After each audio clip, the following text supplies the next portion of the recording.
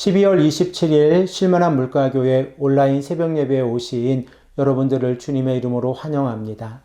오늘 우리들은 이사야서 26장 16절에서 19절의 말씀을 통하여 이 땅에서 얻은 삶의 결과로 자신을 평가하지 마십시오 라는 제목을 가지고 함께 하나님의 말씀을 생각해 보겠습니다.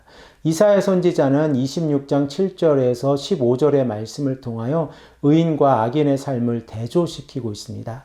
의인의 삶은 어떠한 어려움 가운데에서도 흔들리지 않는 마음으로 하나님을 신뢰하는 삶입니다.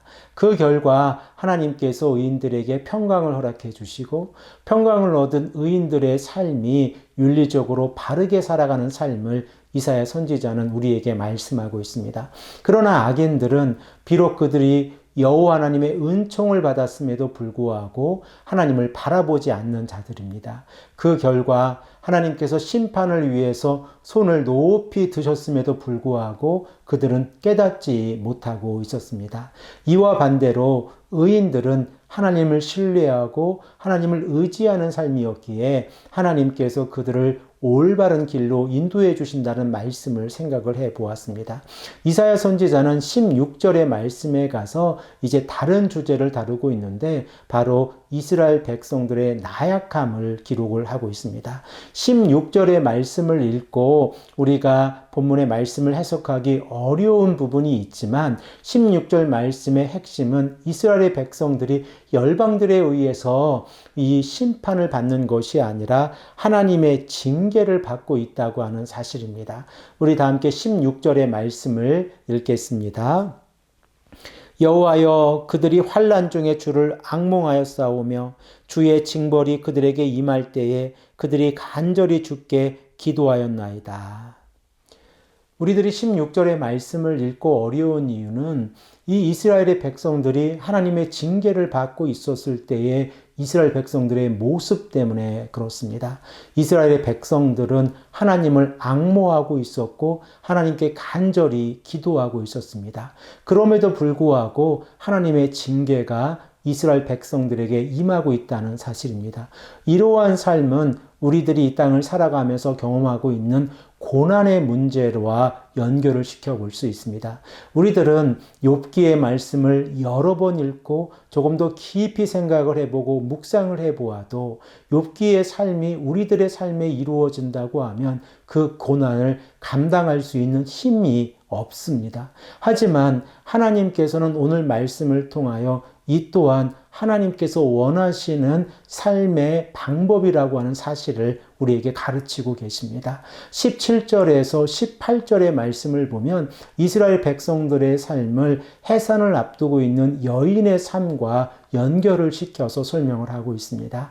우리 다 함께 17절, 18절의 말씀을 읽겠습니다. 여호와여, 잉태한 여인이 산기가 임박하여 산골을 겪으며 부르짐같이 우리가 주 앞에서 그와 같으니이다. 우리가 잉태하고 산고를 당했을지라도 바람을 낳을 것 같아서 땅의 구원을 베풀지 못하였고 세계의 거민을 출산하지 못하였나이다. 17절에서 18절의 말씀을 읽어보면 이스라엘의 백성들이 얼마나 어려운 상황 가운데 있는지를 깨닫게 되어집니다. 산길을 앞두고 있는 여인이 해산을 앞두고 부르짖고 있었을 때에 그 여인이 고통을 참는 이유는 새 생명을 얻기 때문에 그렇습니다. 그런데 18절의 말씀을 보면 이 이스라엘의 백성들이 낳은 것은 바람을 낳을 것 같아서 땅에 구원을 베풀지 못한다라고 말씀하고 있고 그리고 세계의 거민을 출산하지 못하고 있다라고 말씀을 하고 있습니다. 잉태한 여인이 해산의 고통을 겪고 아무것도 출산하지 못한다고 하면 그 여인의 고통이 얼마나 힘들겠습니까? 그런데 19절의 말씀을 보면 반전이 일어나고 있습니다. 우리 다 함께 19절의 말씀을 읽겠습니다. 주의 죽은 자들은 살아나고 그들의 시체들은 일어나리이다. 티끌에 누운 자들아 너희는 깨어 노래하라. 주의 이슬은 빛난 이슬이니 땅이 죽은 자들을 내에 놓으리로다. 이사야 선지자가 17절에서 18절의 말씀을 통하여 이스라엘 백성들이 하나님 앞에서 구원을 얻기 위해서 간절히 부르짖고 있는 모습을 우리들은 생각을 해 보았습니다. 그러나 그들은 바람을 낳았다는 표현으로 아무것도 얻지 못하였다는 사실을 깨닫게 되어집니다.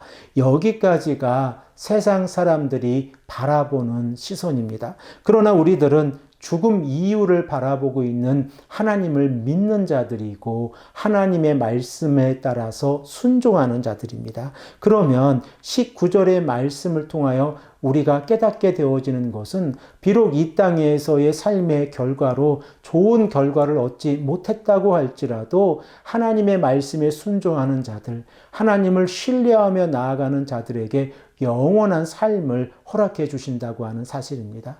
구약 성경에서는 부활에 대해서 직접적으로 언급하고 있는 성경 말씀을 찾기가 어렵습니다. 그러나 오늘 본문 말씀 이사야서 26장 19절의 말씀을 보면 주의 죽은 자들은 살아나고 그들의 시체들은 일어나리이다 라고 말씀을 하면서 이 부활의 모습을 잠을 자다가 다시 깨어나는 모습으로 설명을 하고 있습니다. 그리고 이 부활한 자들의 모습 가운데에서 노랫소리가 있다고 하는 사실을 우리는 깨닫게 되어집니다. 사랑하는 성도 여러분, 우리들은 이 땅을 살아가면서 하나님께서 우리에게 부활의 복을 허락해 주신다는 사실을 깨닫고 있습니다.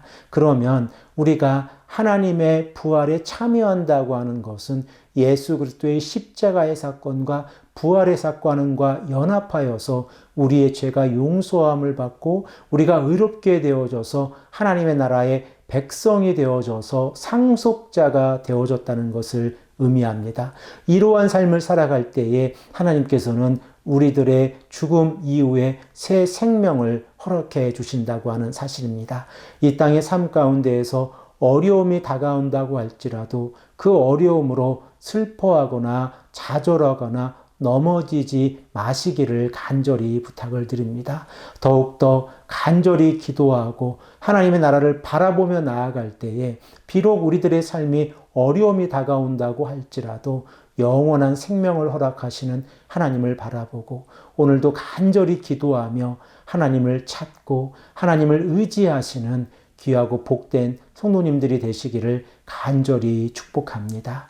함께 기도드리겠습니다. 아버지 하나님 감사합니다. 오늘도 우리에게 말씀하셔서 이 땅에서의 삶의 결과로 우리들의 삶을 평가하지 말라는 이 말씀을 통하여 하나님의 나라를 바라볼 수 있도록 인도하시니 감사합니다. 아버지 하나님, 이러한 삶을 살아가는 것이 어렵고 힘든다는 것을 우리가 잘 알고 있습니다. 우리에게 힘을 주시고 우리가 하나님의 나라를 바라보고 하나님께 소망을 두며 나아가는 하나님의 백성들이 될 수 있도록 인도하여 주시옵소서. 감사드리오며 사랑이 많으신 예수 그리스도의 이름으로 간절히 기도합니다. 아멘.